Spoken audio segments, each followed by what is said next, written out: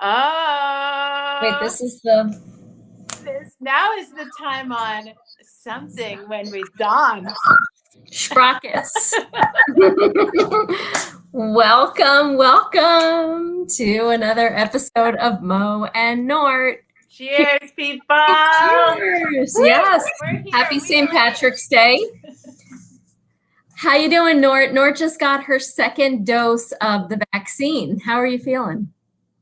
Well, until I saw you, pretty blue. But now, and all of our viewers, I see there's just an enormous number out there. It's hard to fathom. I don't know about you, but it's hard to walk outside of my house now. Just the paparazzo is I'm stalking myself. Okay, so what's on tonight, Mo? Oh, I'm excited for this. So we spoke a couple of weeks ago about the avant-garde. We did. And the way that it came up with camp, in the camp context, because we're both camp directors, is that you had asked me about a year ago about my camp and what is our avant-garde? And my reaction was, what? Because I had this association of like haute couture and like but you've explained it so beautifully, and I would love it if you could explain that again. Well, okay, a couple things, people. First of all, apologies that my name is only Nort tonight. Long story. Second, I spilled water on my laptop. So I'm the controller for the show, and I'm going to be doing it from my mobile device. So advanced apologies, which leads me to the answer to your question, Mo. Yes. May I answer by bringing in a guest? Yes. Oh, yay. Okay, sorry if this Very is a little excited. wobbly, We have an awesome guest. Okay, wait, I went to the wrong place. One sec. Hey. Wait, hold on. Oh, no, unsuccessful. My guest is You can coming. do it. My guest is coming. My guest is Hello. Yay. Hi, Jay. Hello. Hello. Welcome to Mo and Nort. Yeah, Jay Howard is here, as you can see from his name. And I phoned my friend called Jay to answer the question Mo just posed, which is, what does avant-garde mean? And Jay, I came to Jay because Jay focuses on language because he's a writer. And he's also a teacher of writing. So I knew he could teach us what the meaning of avant-garde is. And we get to work together and collaborate together a lot. So I know we're in good hands. So Jay. That's great. Help us. I can try to help you because I don't know if I can. I don't know what avant-garde means. It changes daily for me. And I think it changes over time, right? With experience. Mostly it has to do with experimental work that has to challenge something, right? It's unusual, but for me, it's like a combination of styles and different forms, and something that represents your true beauty. So for me, avant-garde changes person to person, generation to generation, right? But it's something that's unique and kind of specific to an individual, right? All right. Interesting. I love that. Oh, and now we have our banner going. Mo and Nort and Jay for the first time ever. But not the last. Jay, thank you for that though. That is the evolving nature of it that's really interesting. And the idea that it is, and Nort, the explanation that you had shared with me also was like, it's about advancing, and it's about like the literal interpretation. Tell me, I don't want to get this wrong, but the guard. Nice, Mo. What? I said nice. That's nice. Yeah, the guard that's coming first ahead. And so combining that with Jay, what you just said, like the evolving nature of it, it's not like this set thing. It's like, where am I at right now? And what am I creating right now? What am I putting out there? So that ties back to the thing that unites us all is we all work in camps. Yes. Oh, I want to hear about Jay's camp experience too. Yes.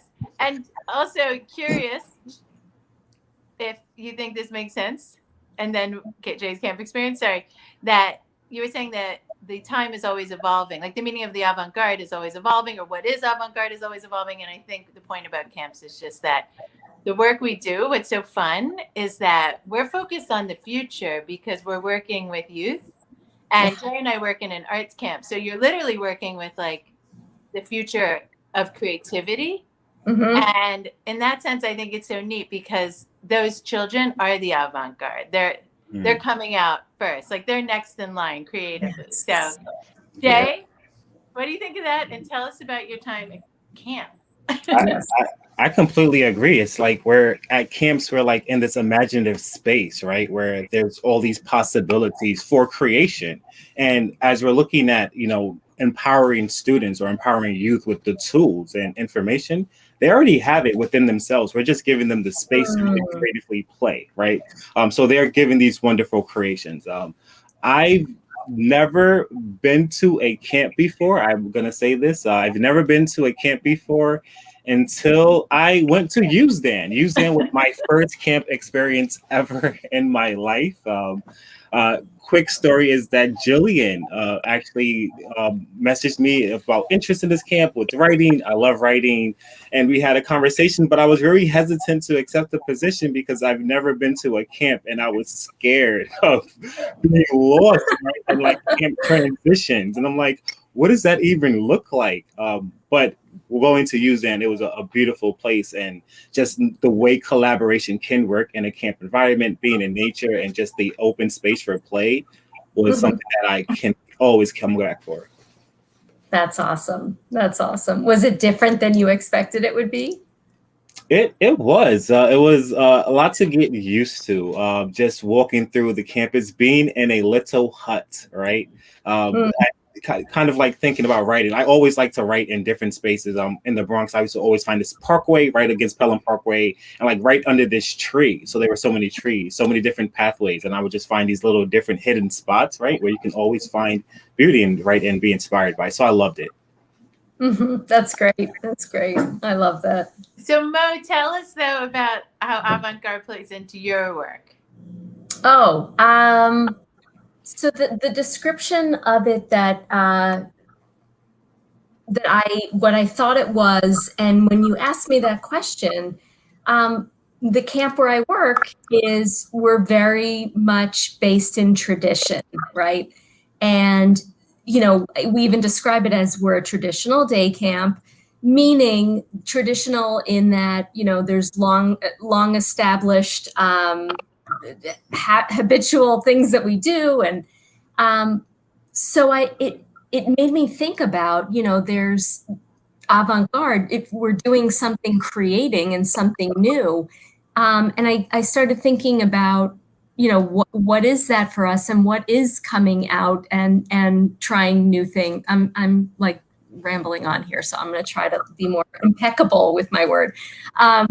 So our camp is historically, since we opened in 1960, has been based in a Native American theme, which was not uncommon for camps in the 60s. That was actually quite common. And so cut to 2020, and our camp went through an ownership change, and it was an opportunity for us, and we realized this is cultural appropriation, and this is not right, and this is not what we want to do. So changing something that was part of the culture and part of the tradition was a really big deal, and we needed to do that very mindfully and thoughtfully. And there was fear around, well, what are these kids like? The oldest kids are the oldest boys were the Choctaw, and the oldest girls were the Chinook,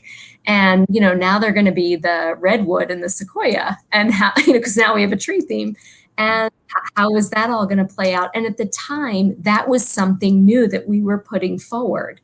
That was scary, but it was also the right thing to do, and it felt good. And what was wonderful is it's not so nice to see now, a year later, how it's evolved and how nobody cares. Nobody's wondering. We had a logo that was like a peace pipe and feathers, and now it's this lovely pine cone and pine bow.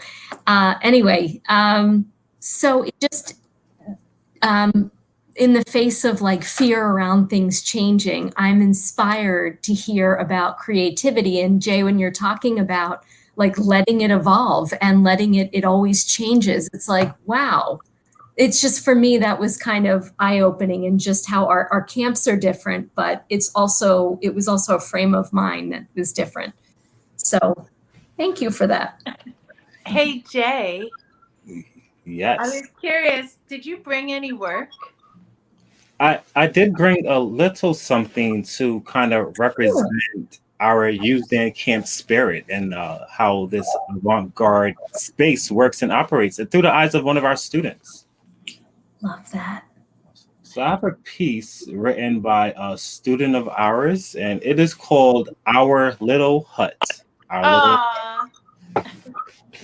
The people you find your colors with are the ones you are built to love.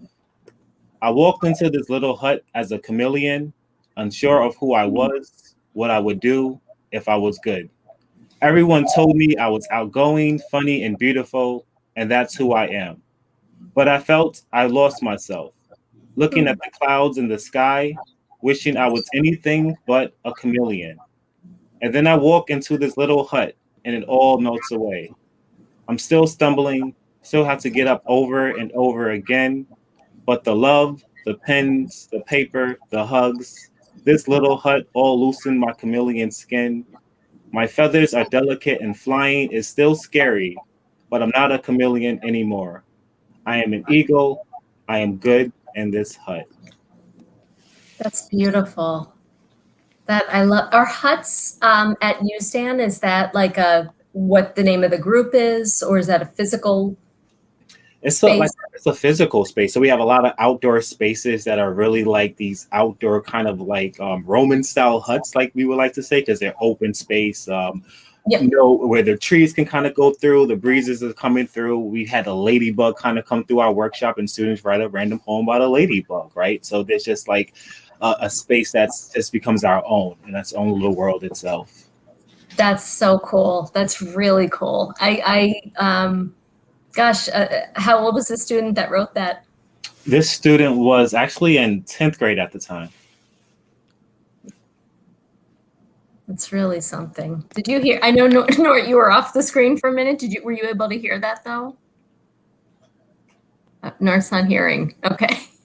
We had this issue last week, but it's all good. It's a work in progress, right? It is. It's exactly as it should be. So that's amazing. But I really loved that. Thank you for sharing that. I could feel it. Like I could really just feel that, and the power of camp too. That's what spoke to me also.